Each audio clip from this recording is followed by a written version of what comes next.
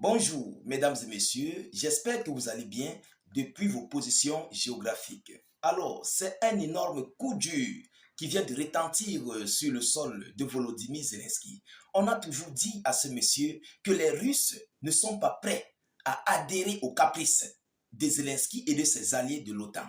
Les Russes ne sont pas prêts à lâcher ce combat parce qu'ils savent au point où ils se trouvent à l'heure actuelle. Donc, s'ils lâchent cette affaire, ça risquerait de coûter énormissime à Vladimir Poutine et à la Fédération de Russie tout entière.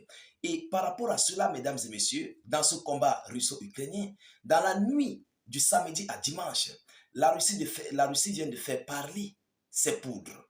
Oui, la Russie a fait parler ses poudres en Ukraine et ça fait couler assez d'encre.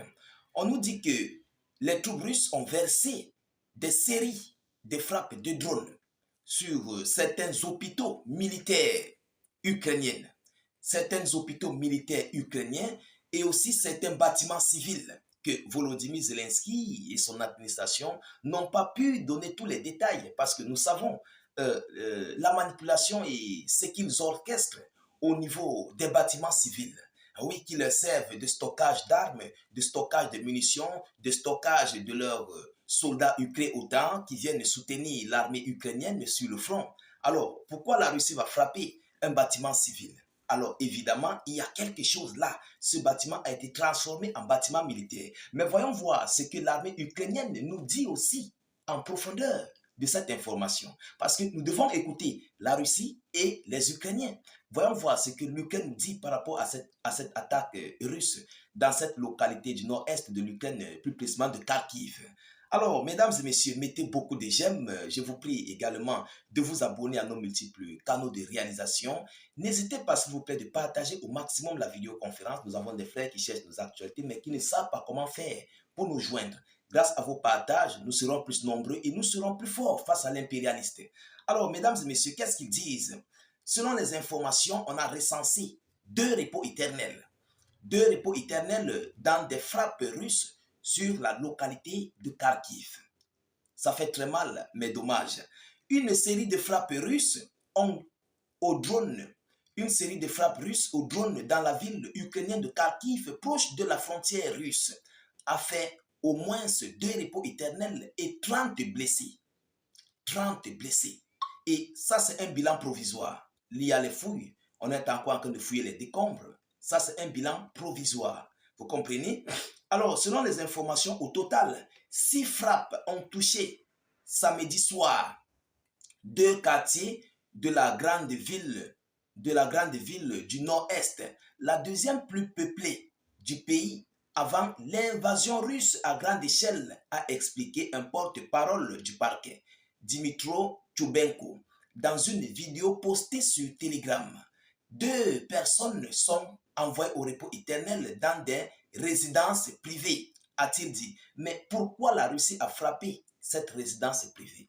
Pourquoi? Alors, évidemment, Zelensky a transformé cette résidence privée qui est au niveau d'une ville frontalière à la Fédération de Russie, parce que Kharkiv est une ville frontalière à la Russie. Et c'est là, en fait, le point de déploiement des soldats, des mercenaires ukrainiens autant pour y aller au front. Vous comprenez? Donc, voilà pourquoi la Russie a frappé cet immeuble résidentiel. La Russie ne fait pas ces choses au hasard. Il y a soit de matériel qui a été stocké là, il y a soit les soldats otaniens ou bien de l'Ukraine qui ont été positionnés là pour des points de déploiement, ou bien soit c'était un point de commandement ou un contrôle des drones, je ne sais pas. Vous comprenez? Alors, mesdames et messieurs, on nous dit ici, je cite, des immeubles résidentiels privés ont été détruits, tandis que des immeubles de bureaux,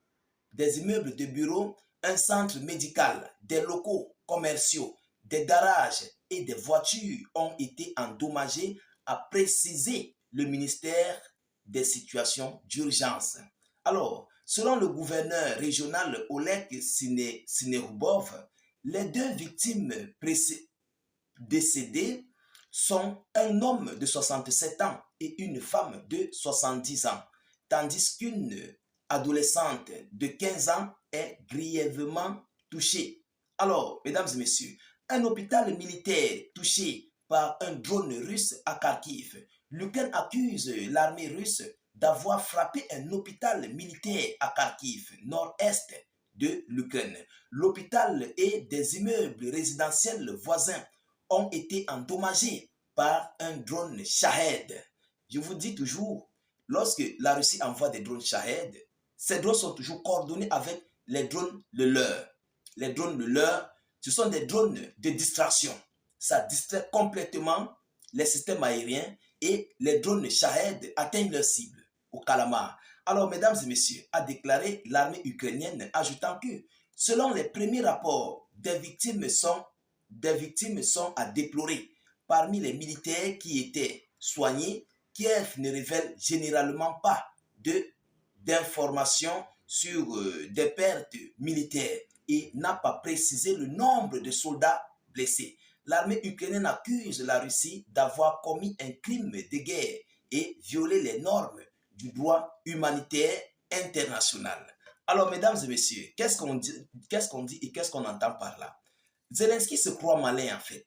Zelensky se croit être, il se croit être super. Incessamment, ils ont frappé sur des journalistes russes, oui, qui sont des civils, ceux-là qui doivent être protégés dans les guerres et des conflits.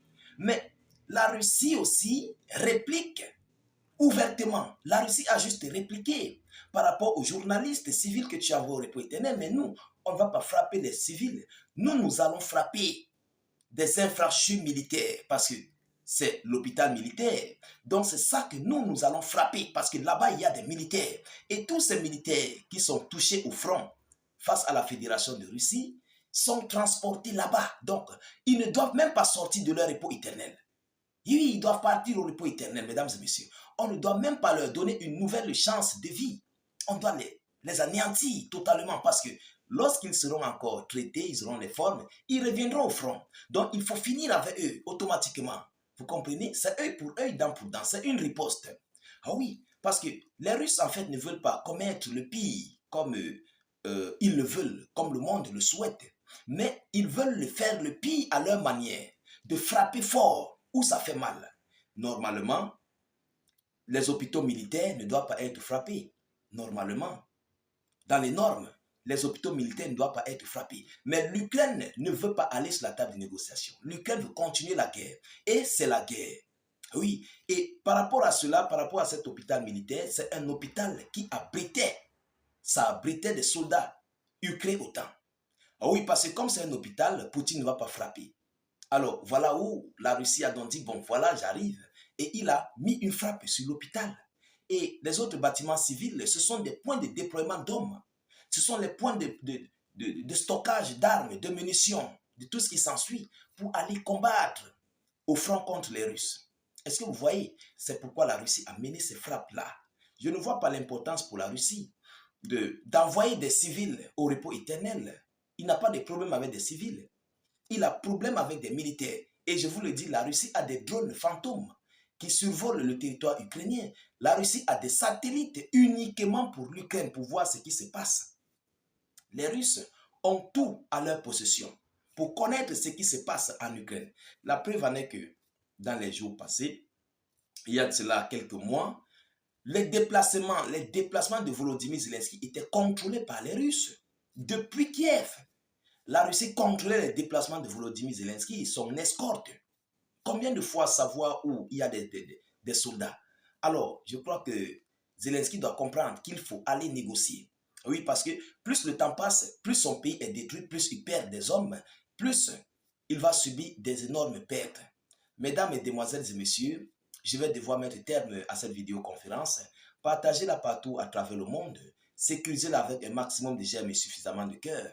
N'hésitez pas de vous abonner à nos multiples canaux de réalisation YouTube et Facebook. Mettez vos avis en commentaire. Je vous reviens tout à l'heure pour une prochaine série d'actualités. Soyez encore salués une fois de plus. Ciao, ciao.